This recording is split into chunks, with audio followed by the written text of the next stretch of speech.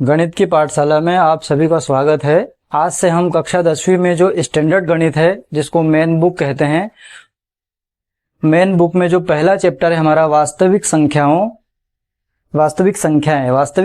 के अंतर्गत होने वाले जो भी क्रियाकलाप है, जैसे गुणनखंड निकालना, एलसीएम निकालना, एचसीएफ निकालना, इन सभी का हम विस्तार से देखेंगे किस प्रकार से इनके सवालों को हम हल कर सकते हैं। सबसे पहले वास्तविक संख्याओं के बारे में अगर हम देखें तो वास्तविक संख्याएं, जैसा कि नाम से ही इसको हम जान सकते हैं कि वास्तविक जीवन में उपयोग होने वाली सभी संख्याएं जो होती है वो वास्तविक संख्याओं के अंतर्गत आती है।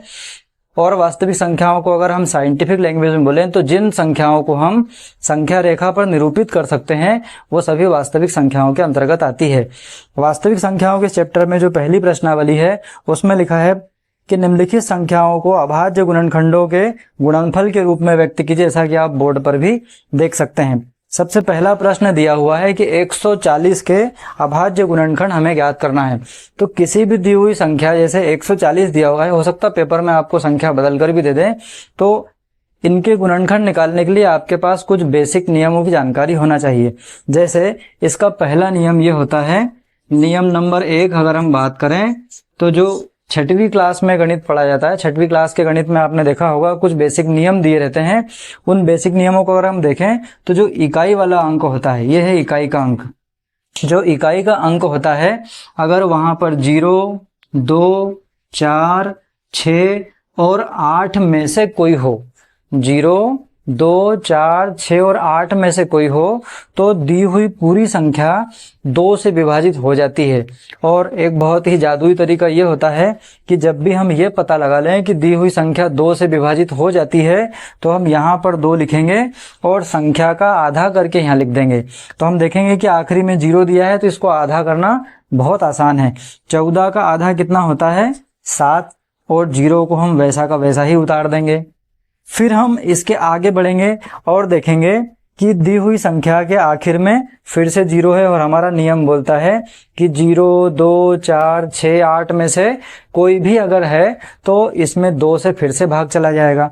तो हम यहाँ पर फिर से 2 लिखेंगे और जब भी 2 आएगा तो हमारे दिमाग में ये बेल बज जाना चाहिए कि जब भी 2 यहाँ लिखा है इसका मतलब 70 का आधा हो जाएगा। तो 70 का आधा हमें पता है कि 70 का हम जब आधा करने जाएंगे तो कितना हो जाएगा?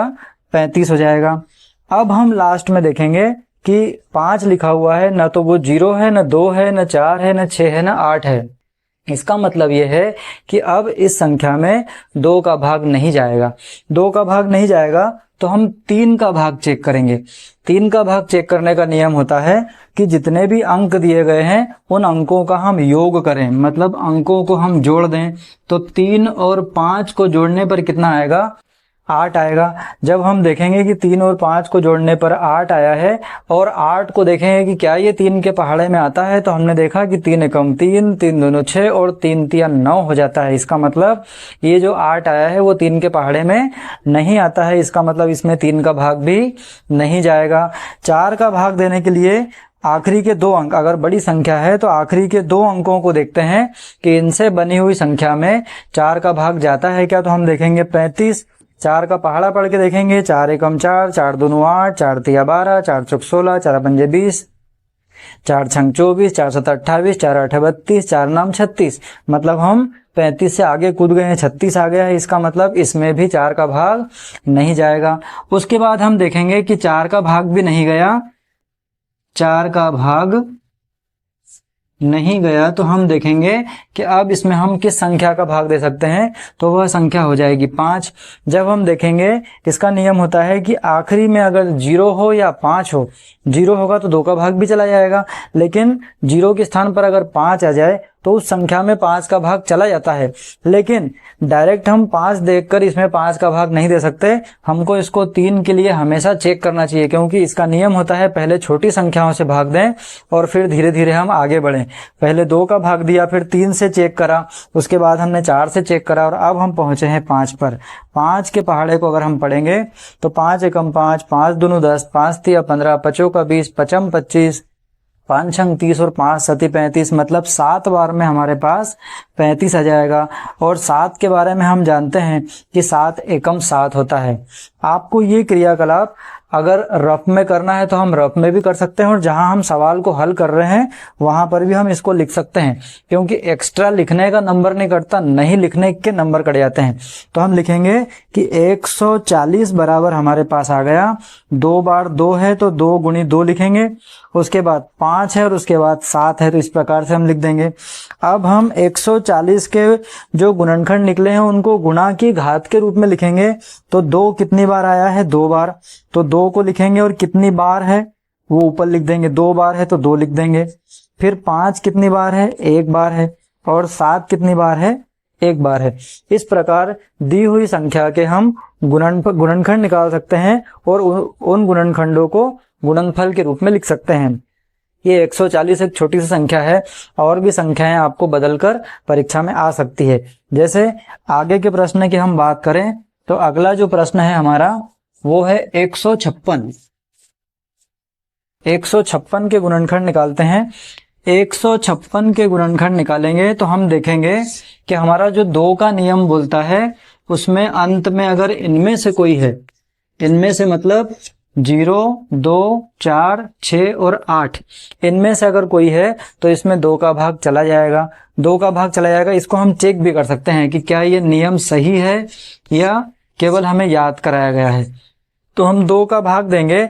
सबसे पहले 1 में भाग देने का प्रयास करेंगे। 1 2 से छोटी संख्या है, 1 में 2 का भाग नहीं जाएगा, तो दिए गए 2 अंकों में हम भाग देंगे। तो 2 का पहाड़ा पढ़ेंगे, तो 2 का पहाड़ा अगर नहीं आता तो हम लिख सकते हैं 2 2 दूनी 4, 2 तिया 6, 2 चौका 8, 2 पंजे 10, 2 छंग 12, 2 सती 14, 2 अठी 16, 2 नाम 18 और 2 धाम 20। हम देखेंगे कि 15 इस पहाड़े में कहीं पर नहीं आ रहा है, तो 15 के करीब की संख्या देखेंगे तो 15 के करीब की संख्या हमारे पास 14 है और 16 है। अब इन दोनों संख्याओं में से छोटी संख्या कौन सी है उसको देखेंगे, तो छोटी संख्या हमारे पास 14 है, तो यहाँ लिखेंगे छोटी संख्या 14। और 14 कितनी बार में आई है, 1 2 3 4 5 6 7, तो यहाँ लिख देंगे हम 7। 15 में से 14, 5 में से 4 गई तो 1 बचेगा, 1 में से 1 जाएगी तो कुछ नहीं बचेगा। उतारी आएगी 6 की, यहाँ हमारे पास हो गया 16। देखेंगे इस पहाड़े में 16 कहीं पर है, तो 16 है। कितनी बार में है, 1 2 3 4 5 6 7 8, 8 बार में आया है। और कौन आया है, 16।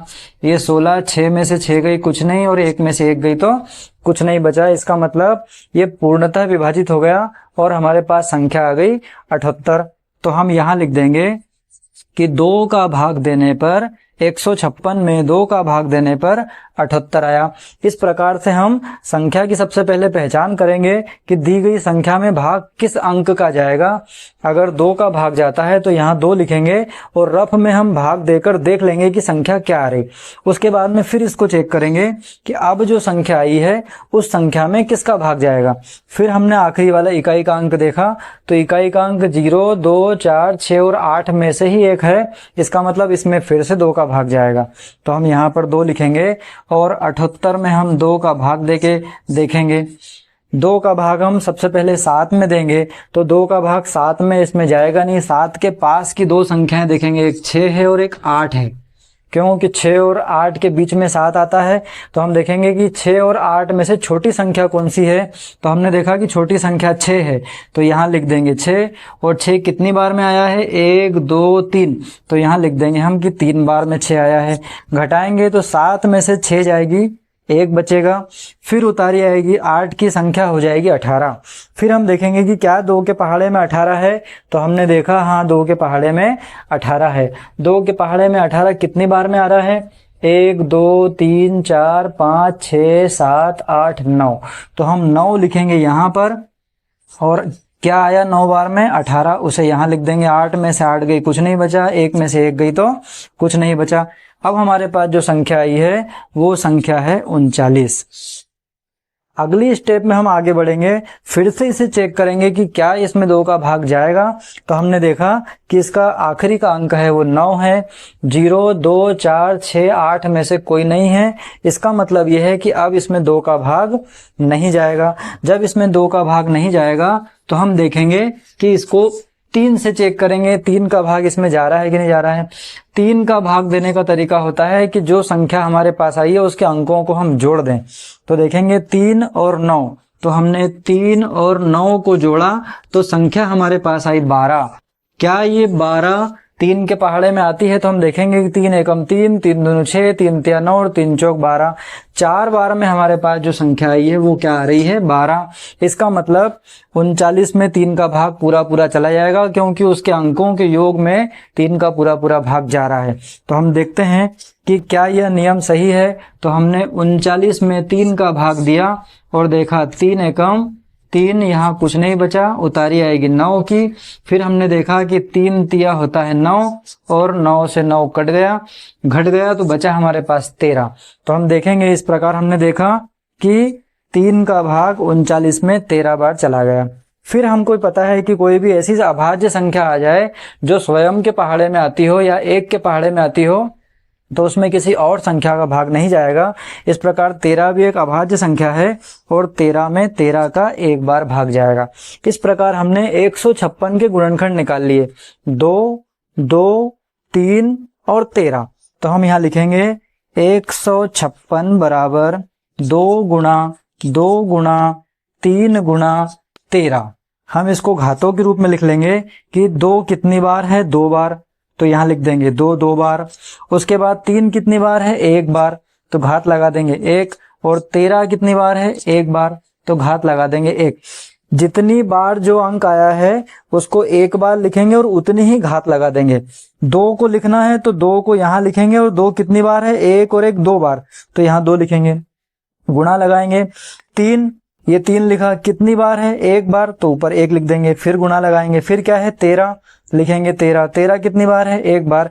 इस प्रकार हमने 156 के गुणनखंडों को गुणनफल के रूप में लिख लिया है। इस प्रकार हम बहुत सारी संख्याएं मन से लेकर इसकी प्रैक्टिस कर सकते हैं। जितनी हम प्रैक्टिस करेंगे उतना ज़्यादा ये जो विधि है हमारी बहुत आसान हो जाएगी हमारे लिए। हम इस प्रकार से 2-4 सवालों को पूरी तरह से हल करके देखें, उसके बाद हम अगर भाग नहीं भी देना चाहें तो भी सवाल हमसे हल होना शुरू हो जाएंगे। कोई भी काम हम जब प्रारंभ करते हैं तो दिक्कत